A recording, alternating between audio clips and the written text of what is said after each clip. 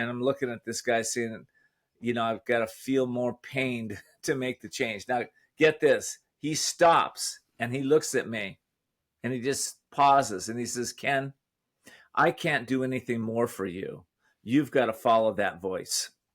Wow. And as I walked out of the office, I was like, what is he talking about? I'm hearing voices and he's telling me to follow that voice.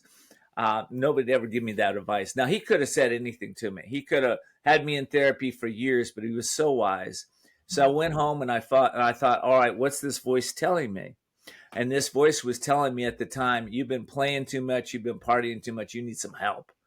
And so I made a phone call. And that night I got into a recovery group and my life changed completely.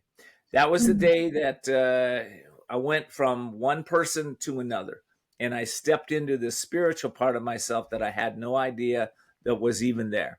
I was a fellow that was I love God, and I grew up in Catholic school, and I remember feeling the presence of God there, and but it was always something external.